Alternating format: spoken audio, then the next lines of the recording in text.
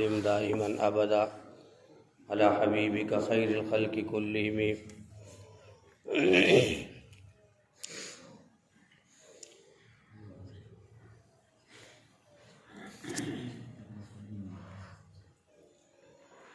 رسول اللہ صلی اللہ علیہ وسلم نے ارشاد فرمایا، اذان کہنے والے اور تلبیہ پڑھنے والے اپنی قبروں سے اس حال میں نکلیں گے کہ اذان کہنے والے اذان پکارتے ہوں گے اور تلبیہ پڑھنے والے تلبیہ کی صدا بلند کرتے ہوں گے۔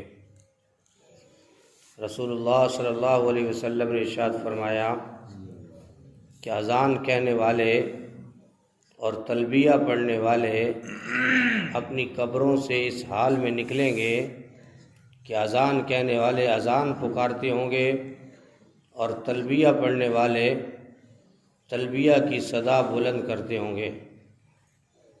رسول اللہ صلی اللہ علیہ وسلم نے ارشاد فرمایا، اذان کہنے والے اور تلبیہ پڑھنے والے اپنی قبروں سے اس حال میں نکلیں گے کہ اذان کہنے والے اذان پکارتے ہوں گے اور تلبیہ پڑھنے والے تلبیہ کی صدا بلند کرتے ہوں گے۔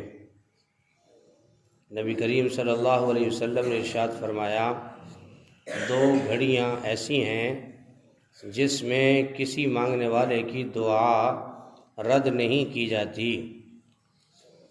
ایک اس وقت جب نماز کے لیے اقامت یعنی تکبیر کہی جا رہی ہو، اور دوسرا میدان جہاد کے اندر صف میں۔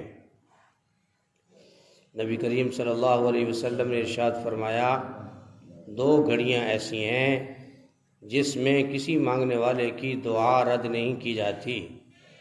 ایک اس وقت جب نماز کے لیے اقامت یعنی تکبیر کہی جا رہی ہو، اور دوسرا میدان جہاد کے اندر صف میں۔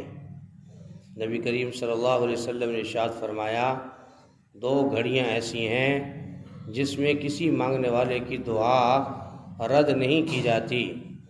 ایک اس وقت جب نماز کے لیے اقامت یعنی تکبیر کہی جا رہی ہو، اور دوسرا میدان جہاد کے اندر صف میں۔ تو میرے محترم دوستوں اور بزرگوں، ان دونوں حدیث مبارکہ میں جو فرمایا گیا کہ پہلی حدیث میں کہا گیا کہ اذان کہنے والے اور تلبیہ پڑھنے والے اپنی قبروں سے اس حال میں نکلیں گے کہ ان کے کہنے یعنی ان کے نکلتے ہی ان کی زبانوں سے کون سے کلمات جاری ہوں گے۔ یہ بڑی سعادت کی بات ہے کہ جب میدان محشر میں انسان جو ہے نکلے گا، قبروں سے کھڑا ہوگا، تو ان کی زبانوں پر کیا نکلتا ہے۔ ایک تو اس طرف جو ہے بات جاتی ہے کہ زندگی بھر جن اعمال کو کرتا رہا، جن کاموں کو کرتا رہا، وہ طبیعت بن گئی، مزاج بن گیا، اور مرنے کے بعد بھی وہی چیزیں اس کی زبان سے ادا ہو رہی ہیں۔ آج اگر انسان دنیا کی سوچ فکر لیے ہوئے دنیا سے چلا گیا، تو میدان محشر میں بھی اس کا وہی حال ہوگا۔ دوسرا فرمایا گیا کہ بڑی سعادت کی بات ہے کہ اذان اتنی مقدس عمل ہے، بہترین عمل ہے کہ جس عمل کے مرنے کے بعد بھی جب یہ اٹھے گا تو اس کی زبان سے یہی کلمات الفاظ وہ ادا ہوں گے۔ اور جس دن جو ہے انسان پریشان ہوگا، جس دن انسان حال سے بحال ہو جائے گا، جس دن انسان اپنے پسینے میں شربور ہوگا، جس کو یہ بھی پتہ نہیں ہوگا کہ میں ننگا ہوں یا میں نے کپڑے پہنے ہوئے ہیں، اس قدر پریشان حال۔ لیکن اگر اس کی زبان سے یہ الفاظ نکل رہے ہوں، اللہ اکبر اللہ اکبر، یا وہ الفاظ نکل رہے ہوں جو حج کے لیے تلبیہ کہتا ہے، لبیک اللہم لبیک لا شریک لک لبیک ان الحمد والنعمت لک والملک لا شریک لک لبیک، تو یہ الفاظ بھی فرمایا حاجیوں کے لیے ہیں کہ جو آدمی یعنی حج اور عمرے کے لیے جائے اور وہاں فوت ہو جائے، تو وہ جب قیامت کے دن کھڑا ہوگا تو اس کی زبان سے یہ الفاظ نکلیں گے۔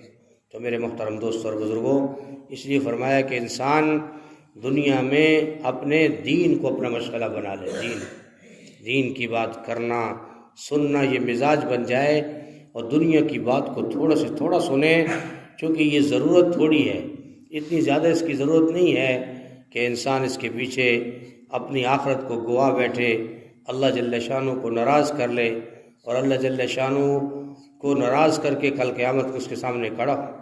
اس لیے فرمایا کہ انسان جب اللہ اور اس کے رسول کی بات کو سنتا ہے تو اللہ جل شانہ عمل کی توفیق نصیب فرماتے۔ اور دوسری بات فرمائی کہ 2 گھڑیاں ایسی ہیں، فرمایا جو آدمی متلاشی ہوتا ہے، کسی چیز کا مانگنے والا ہوتا ہے، تو اللہ پاک نے ان کے لیے اوقات بھی مقرر فرمائے۔ تو 2 گھڑیاں ایسی ہیں جن میں کسی مانگنے والے کی دعا رد نہیں ہوتی۔ کون سا وقت ہے؟ جب ہم تکبیر کہہ رہے ہوتے ہیں۔ اذان، ایک حدیث میں ہے اذان اور تکبیر کے درمیان میں 15-20 منٹ کا وقفہ ہوتا ہے، مغرب کے بعد تو وقفہ ہے نہیں۔ دوسری جو ہے نمازوں میں، عصر میں، ظہر میں، فجر میں، تو فرمایا ان کے درمیانی اوقات جو ہے اذان اور اقامت کے درمیان، فرمایا اس وقت اللہ پاک کسی مانگنے والے کی دعا کو رد نہیں کرتا۔ اور یاد رکھیے قیامت کے دن وہ لوگ بھی مجرم ٹھہرائے جائیں گے کہ جو اللہ کے سامنے ہاتھ اٹھا کر دعا نہیں مانگتے، جو گویا کہ انسان متکبر ہے، وہ سمجھتا ہے مجھے ضرورت ہی نہیں ہے، میرا کام تو چل رہا ہے۔ فرمایا نہیں، اس کو دعا مانگنی چاہیے تنہائی میں، اور ضروری نہیں ہے کہ دعا کے لیے ہاتھ بھی اٹھائے، بغیر ہاتھ اٹھائے بھی دعا مانگ سکتا ہے۔ کیوں؟ جب اس کے دل کا تعلق براہ راست اللہ سے ہو جاتا ہے تو اس دل کے اندر اٹھنے والی بات کو اللہ پاک جان رہے ہوتے ہیں کہ میرے بندے کے دل میں کیا بات ہے۔ اس لیے تو فرمایا کہ نیت جب انسان کرتا ہے اس کا تعلق دل سے ہوتا ہے کہ اس کے دل میں کیا بات ہے۔ اس لیے فرمایا اب تکبیر میں تو ٹائم اتنا نہیں ہے کہ آدمی ہاتھ اٹھا لے، پہلے دعا شروع کرے اور پھر تکبیر کے لیے نماز پڑھے۔ اب جو ہے بڑا اہم وقت ہے کہ اللہ کے حکم کے لیے کھڑا ہونا، نماز کے لیے صف کو بنانا، اور فوراً صف میں سیدھا کھڑا ہونا چاہیے، ادھر ادھر نہیں دیکھنا چاہیے، کوئی ادھر دیکھ رہا ہو، کوئی ادھر دیکھ رہا ہو، اس کو پکڑ رہا ہو کسائیوں کی طرح ذبح کرنے کے لیے، اوے پکڑو اوے پکڑو، دعا بھول گئی اور جو ہے چھری پھیر دی، ایسا نہیں ہے۔ فرمایا نماز کے لیے پہلے سے اپنے آپ کو ایسی جگہ بٹھاؤ کہ جہاں صف بندی ہو اور صف کے اوپر اللہ کی رحمت اترتی ہے۔ ایک حدیث میں نے یہاں تک پڑھا کہ جب آدمی اپنے آپ کو صف سے پیچھے کرتا رہتا ہے پھر اللہ بھی اس کو پیچھے کر دیتا ہے، اللہ بھی اس کو پیچھے کر دیتا ہے، جاؤ تیری ضرورت نہیں ہے۔ اس لیے میرے محترم دوستو، اگلی صف پر بڑی فضیلت ہے۔ پھر صف کو بنانا، نماز کے اندر صف کے درمیان خلا نہیں رکھنا چاہیے۔ آدمی اتنا چوڑا ہو کے نہ کھڑا ہو کہ جناب اس کو پتہ ہی نہ ہو کہ میں کہاں کھڑا ہوں، اس کے کپڑے کہیں جا رہے ہوں، اپنے آپ کو سمیٹ کے کھڑا ہو۔ اس لیے علماء نے لکھا ہے حناف نے کہ آدمی جب کھڑا ہو تو اس کے پاؤں کے درمیان کا فاصلہ زیادہ سے زیادہ 4 انگل یا 6 انگل ہونے چاہیے، تاکہ وہ پوری ترتیب سے کھڑا ہو، اپنے اعضاء کو صحیح کر کے کھڑا ہو اور یہ اس کو پتہ ہو کہ میں اللہ کے سامنے کھڑا ہوں۔ اس لیے میرے محترم دوستو، اس وقت فرمایا اتنا لمبا وقت تو نہیں ہے